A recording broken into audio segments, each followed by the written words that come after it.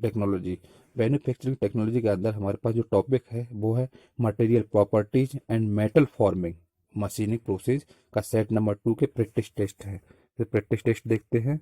MCQ question है। Question number 1 देखते हैं। क्वेश्चन नंबर 1 दिया हुआ है, in abrasive jet machining as the distance between the nozzle tip and the work surface increases the material removal rate। अपघर्षण jet machining में जैसे जैसे नोजल टिप और कार्य सतह के बीच की दूरी बढ़ती है, सामग्री हटाने की दर उसकी क्या हो जाती है?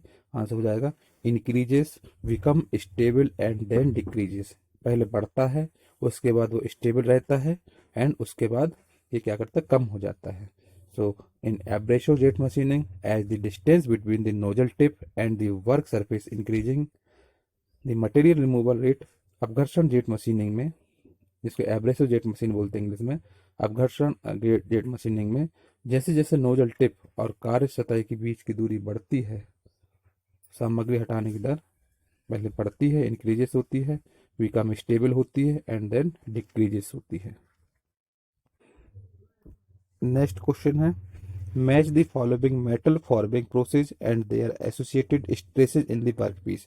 आपको इसमें मैच करना है। ऑप्शन दिए हुए हैं जिसमें कि आपको एक साइड दिया है मेटल फॉर्मिंग प्रोसेस एंड दूसरी साइड दिया हो टाइप्स ऑफ स्ट्रेस, कौन सी स्ट्रेस आती है। मेटल फॉर्मिंग दिए हुए है एक साइड और दूसरी साइड दिया हो स्ट्रेसेस कौन सी टाइप। जैसे पहला दिया हो क्वाइनिंग, क्वाइनिंग के लिए कौन सी स्ट्रेस अप्लाई करेगी, उसके लिए एस हमारा इसका करेक्ट आंसर है। तो हमारे पास इसके लिए आ जाएगा ये कंप्रेसिव स्ट्रेस। क्वाइनिंग, जब भी हम क्वाइनिंग मेटल फॉर्मिंग प्रोसेस करते हैं तो उसमें कंप्रेसिव स्ट्रेस की जरूरत पड़ती है, कंप्रेसिव स्ट्रेस रहता है। वायर ड्राइंग, वायर ड्राइंग में हमेशा टेंसाइल स्ट्रेस की जरूरत पड़ती है। जब वायर को हम लोग स्ट्रेस लगाते हैं तो उसमें टेंसाइल स्ट्रेस होता है। ब्लैंकिंग, ब्लैंकिंग जो होता है उसमें शेयर स्ट्रेस लगती है। तो ब्लैंकिंग प्रोसेस जो मेटल फॉर्मिंग प्रोसेस होगी उसमें शेयर स्ट्रेस अप्लाई होगी। डीप ड्राइंग, डीप ड्राइंग में हमेशा tensile and compressive stress apply होगी। तो हमारे पास ये ऑप्शन दिए हुए हैं। क्वाइनिंग है, क्वाइनिंग इसका हमारा आंसर हो जाएगा ए, इसका करेक्ट आंसर हो जाएगा। जिसमें कि क्वाइनिंग है, क्वाइनिंग का आंसर हो जाएगा compressive stress. And wire drawing, wire drawing का आंसर हो जाएगा हमारे इसमें, जैसे हम पहले बोले क्वाइनिंग का आंसर हो जाएगा, क्वाइनिंग का आंसर हो जाएगा compressive stress. And wire drawing का आंसर हो जाएगा टेंसाइल स्ट्रेस। ब्लैंकिंग का आंसर हो जाएगा shear stress. And deep drawing का आंसर हो जाएगा टेंसर एंड कंप्रेसिव स्ट्रेस। तो ये इनका आंसर हो जाएंगे और इस तरीके से हम इसको मिला सकते हैं, मैचिंग दिया हुआ है। अगला क्वेश्चन है, ये न्यूमेरिकल क्वेश्चन है। न्यूमेरिकल क्वेश्चन में दिया है an interchangeability assembly shaft of size 25, ऊपर दिया हुआ plus 0.040 and minus 0.010 millimetre mate with holes of size 25.000, ऊपर दिया है प्लस 0.030 और अपन नीचे दिया हुआ minus 0.020। The maximum interference in microns in the assembly is.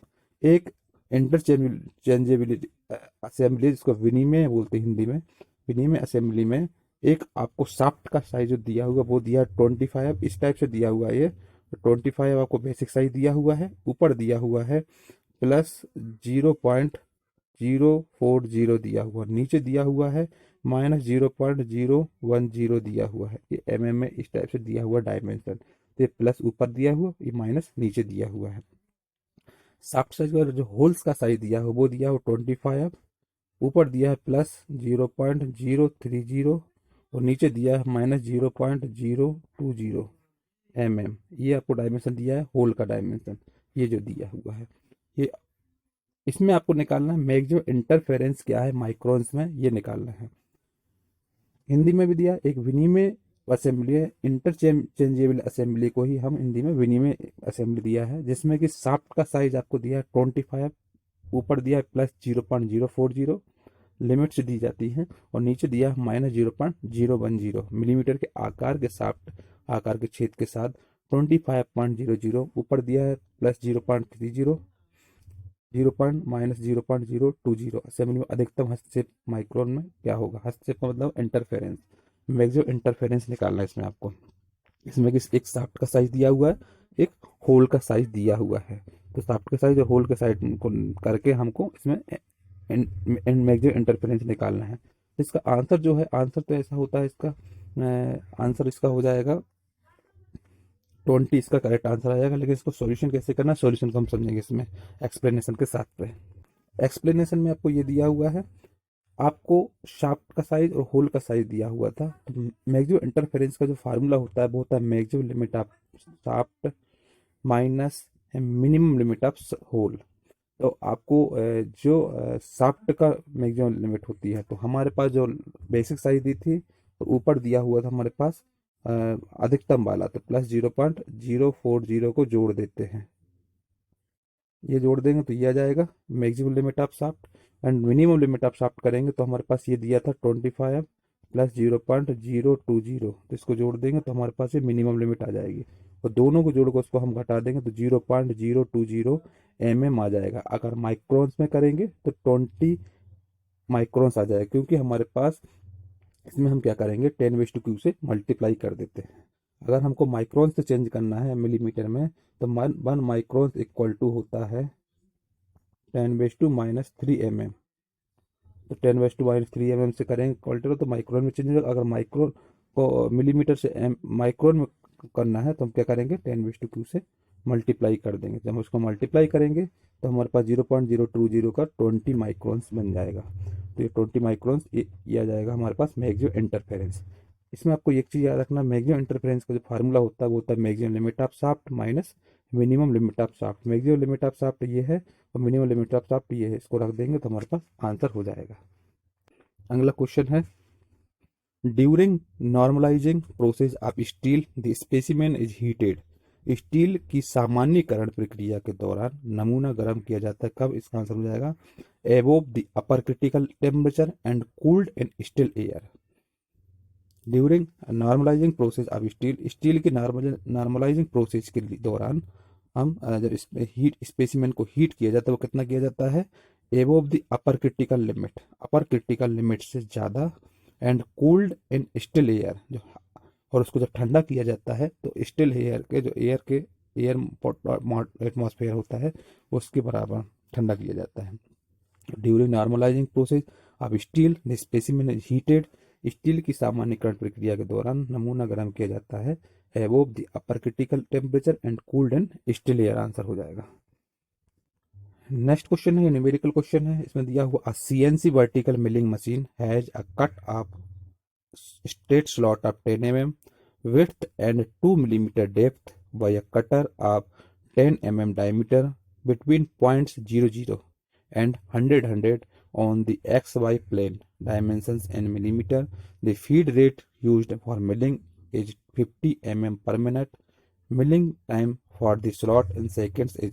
एक CNC वर्टिकल मिलिंग मशीन है जिसमें XY प्लेन दिया हुआ है, जिसमें हम बोलते हैं उसका जो दो बिंदुओं में दिए 00 एंड 100 के 10 मिलीमीटर के व्यास के कटर द्वारा 10 मिलीमीटर चौड़ाई और 2 मिलीमीटर गहराई के सीधे स्लॉट को काटना पड़ता है। लिखा हुआ काटना पड़ता है। मिलिंग के लिए उपयोग की जाने वाली फीड दर 50 मिलीमीटर पर मिनट है। तो स्लॉट के लिए मिलिंग समय या सेकंड में कितना होगा, इसका आंसर हो जाएगा 170 सेकंड में आ जाएगा। अब इसका डिस्क्रिप्शन में देखेंगे। ये तो न्यूमेरिकल का आंसर हो गया। इसके बाद इसको हम एक्सप्लेनेशन में देखेंगे कैसे करना है इसको सॉल्व। ये इसका सॉल्यूशन है। सॉल्यूशन में दिया एक्सप्लेनेशन में जो आपको डाटा दिया हुआ, डाटा में आपको गिवन दिया हुआ विड्थ, विड्थ दिया 10 mm, W equal to 10 mm question में दिया हुआ है, एंड डेप्थ दिया 2 mm, तो डेप्थ हो जाएगा 2 millimetre. Distance travelled for cut between point 00 and 100, जो कटिंग करने के लिए जो पॉइंट के लिए ट्रेवल कर रहा है कटर, तो वह कर रहा है 00 से 100 दो पॉइंट पे वाई पाइथागोरस प्रमेय का इस्तेमाल करेंगे इसमें। तो पाइथागोरस प्रमेय का हम रखेंगे इसमें D इक्वल टू √100 का स्क्वायर प्लस 100 का स्क्वायर, ये स्क्वायर कर देंगे तो हमारे पास है 141.42 mm डायमीटर हमको निकालना है। फीड रेट क्वेश्चन में दिया है 50 मिलीमीटर पर मिनट। इसको अगर मिलीमीटर पर मिनट को सेकंड में चेंज करेंगे तो 60 से डिवाइड कर देंगे तो 50/60 हो जाएगा। इसको हम निकाल सकते हैं 0.833 मिलीमीटर पर सेकंड में आ जाएगा। Time required to cut the distance D, time required के लिए हम अगर लगाएंगे फार्मूला तो आ जाएगा हमारे पास डायमीटर जो डी अपॉन एफ, जो हमारे पास यहाँ से हम डी निकालते हैं, डायमीटर निकालेंगे, उसका अपॉन फीड रेट रख देंगे तो 141.42 ये दिया है, एंड और डिवाइड कर देंगे फीड रेट को, तो फीड रेट हमारे पास 0.833 है, तो 141.42 अपॉन 0.833, इसका आंसर आ जाएगा 169.7, जिसको हम 170 सेकेंड बोल सकते हैं। तो आंसर आ जाएगा 170 सेकेंड। इसमें कुछ नहीं करना, इसमें विड्थ लिखना है और डेप्थ लिखना है। इसके बाद कटिंग ट्रेवल आपको दिया है 0 0 एंड 100 100, तो आपके पास जो मैक्सिमम वाले पॉइंट है उनको हम पाइथागोरस प्रमेय में इसके हिसाब से लिख देंगे, D equal to under root 100 का स्क्वायर प्लस 100 का स्क्वायर, तो आ जाएगा ये आ जाएगा डायमीटर। इसके बाद हम फीड रेट निकालेंगे, तो फीड रेट हमको क्वेश्चन में दिया हुआ है 50 मिलीमीटर पर मिनट दिया हुआ है, जिसको सेकंड में चेंज करना है, 50/60 कर देंगे तो हमारे पास 60 से डिवाइड कर देंगे तो सेकंड में चेंज हो जाएगा, तो 0.833 मिलीमीटर पर सेकंड हो जाएगा। डिस्टेंस टाइम रिक्वायर्ड निकालना है, तो T equal to D upon F, तो डायमीटर अपॉन फीड रेट, तो हम इसमें रख देंगे वैल्यू, तो आ जाएगा 170 सेकेंड।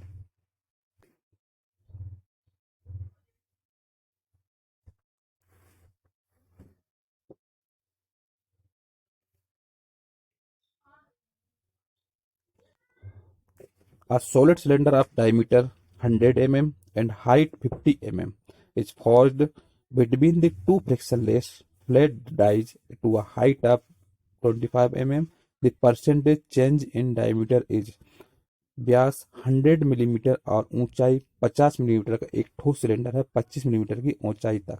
दो घर्षण रहित प्लेट के बीच जाली व्यास में प्रतिशत परिवर्तन निकालना है। एक सॉलिड सिलेंडर दिया हुआ जिसका डायमीटर 100 mm है और हाइट 50 mm है, ये फोर्थ कंडीशन में है, एंड दो फ्रैक्शनलेस इसमें जिसकी हाइट दिया हुआ है 25 मिलीमीटर, तो इसमें निकालना आपको परसेंटेज चेंज इन डायमीटर, तो आंसर हो जाएगा 41.4% आ जाएगा।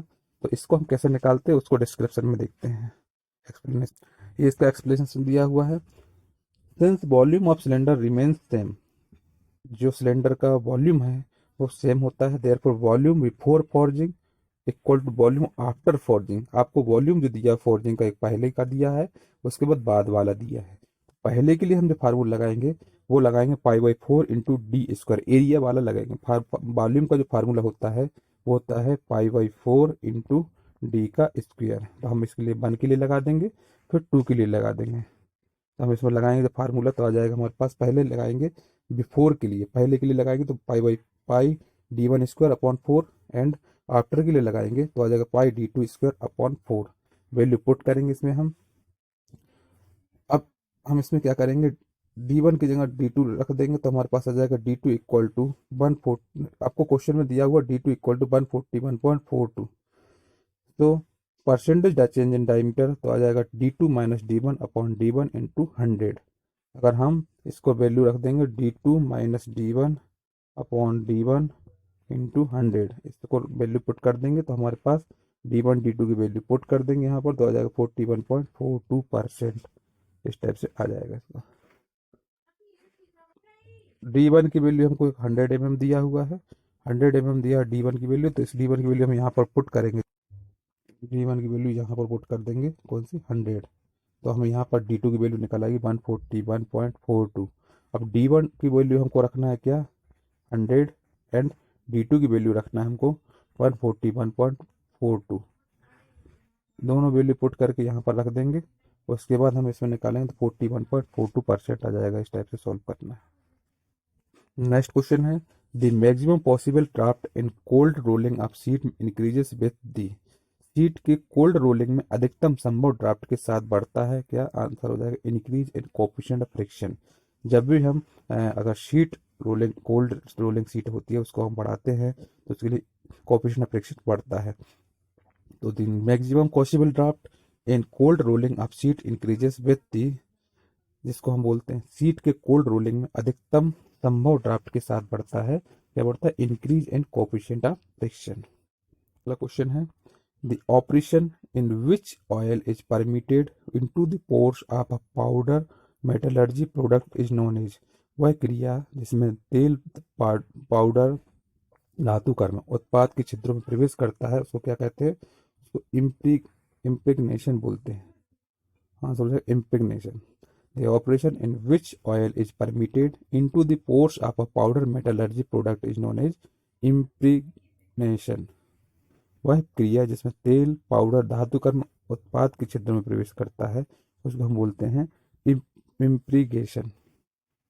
अगला क्वेश्चन दिया हुआ है, एक a hole is of dimension phi equal to 9, ऊपर दिया है प्लस 0.015, नीचे दिया है plus 0.0 mm। The corresponding shaft is of dimension phi equal to 9, ऊपर दिया प्लस 0.010 और नीचे दिया प्लस 0.001 mm।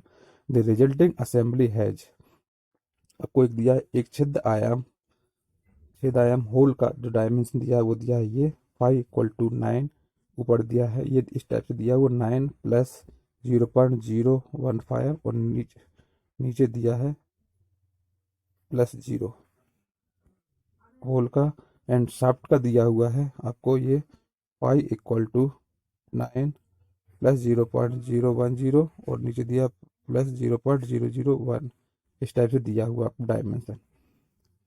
इसमें आपको ये बताना है ये कौन से टाइप का असेंबली है, तो इसका आंसर हो जाएगा ट्रांसमिटिंग असेंबली। अब वो कैसे है उसको डिस्क्रिप्शन में देखेंगे एक्सप्लेनेशन। इसका एक्सप्लेनेशन ये है, in transmission fit the tolerance zones of holes and shaft overlap upper limit of hole. अगर हम निकालना है इसकी तो आ जाएगा 9 प्लस ऊपर वाला जो हम करेंगे उसको जोड़ देंगे 9 प्लस 0.01015 तो आ जाएगा 9.015 mm, and lower limit of hole करेंगे तो 9 प्लस 0.000 तो आ जाएगा 9.00 मिलीमीटर। एंड अपर लिमिट आप निकालेंगे शाफ्ट का तो आ जाएगा 9 प्लस, शाफ्ट के लिए हम करेंगे तो हमारे पास ऊपर वाला जब डायमेंशन को लिखेंगे तो 9 प्लस 0.010 तो 9.010 mm आ जाएगा। और लोअर लिमिट ऑफ शाफ्ट निकालेंगे तो 9 प्लस 0.001 तो 9.001 आ जाएगा। Therefore, it is easily recognizable from the dimension that it is in transition fit, इसको हम फिट ट्रांजिशन फिट बोलते हैं। अगला क्वेश्चन है, the crystal structure of austenite is, austenite का क्रिस्टल स्ट्रक्चर क्या होता है, आंसर हो जाएगा बेस सेंटर्ड क्यूबिक, बीसीसी बोलते हैं इसको हम। The crystal structure of austenite is base centred cubic. Next question है, the material property which depends only on the basic crystal structure is, answer हो जाएगा फ्रैक्चर स्ट्रेंथ। वह मटेरियल प्रॉपर्टी जो केवल बेसिक क्रिस्टल स्ट्रक्चर के लिए depend होती है उसको बोलते हैं फ्रैक्चर स्ट्रेंथ, आंसर हो जाएगा फ्रैक्चर स्ट्रेंथ। अगला क्वेश्चन है, the shaft of has a dimension phi equal to दिया है 9, ऊपर दिया प्लस 0.009 और नीचे दिया plus 0.025। The respective values of fundamental dimensions of tolerance are, आपको ये डायमेंशन दिया शाफ्ट का, इसमें आपको फंडामेंटल डेविएशन और टॉलरेंस बताना क्या होगा, तो इसके लिए हम निकालेंगे डिस्क्रिप्शन में देखेंगे। इसका आंसर जो है, आंसर तो ये है -0.009 एंड 0.016। इसका कैसे किया हुआ इसको एक्सप्लेनेशन में देखेंगे। क्वेश्चन में आपको दिया हुआ है शाफ्ट टॉलरेंस का निकालने का जो फार्मूला होता है वो होता है upper limit of shaft minus lower limit of shaft. Shaft का upper limit minus lower limit of shaft करेंगे तो अपर लिमिट निकालेंगे तो निकालेंगे 35 माइनस 0.009 माइनस 35 माइनस 0.0025। आपको ये दोनों डायमेंशन दिए हुए थे उसमें, तो इसको हम दोनों को माइनस में दिया तो इसलिए माइनस कर दिए, तो इसको सॉल्व किया तो हमारे पास आ गया एक, अगर हम करेंगे 35 माइनस 0.009 तो आ जाएगा 34.991 एंड 35 माइनस 0.0025 आ जाएगा तो 34.975। इसको अगर हम सॉल्व करेंगे तो आ जाएगा 0.016, ये आ जाएगा आपको टॉलरेंस। टॉलरेंस इस टाइप से निकाल लोगे। इसके बाद fundamental deviation for basic shaft lower deviation आ जाएगा -0.00। फंडामेंटल डेविएशन जो होता है वो सबसे लोअर डेविएशन होता है शाफ्ट का, तो लोअर डेविएशन इसमें से है 0.009।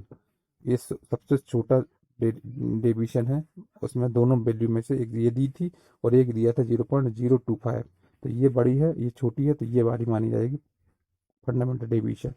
-0.009 आंसर आ जाएगा। हमारे पास इसका आंसर लगा देंगे,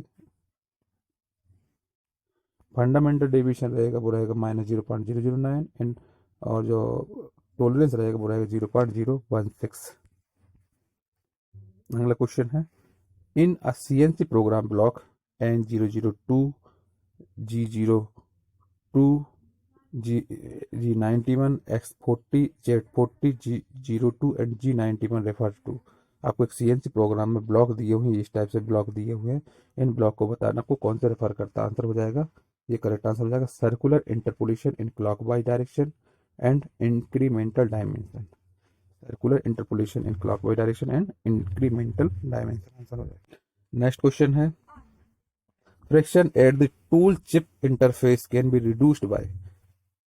टूल चिप इंटरफेस का फ्रिक्शन जो होता है उसको कम करने के लिए क्या करते हैं, इसका आंसर है इंक्रीज द कटिंग स्पीड।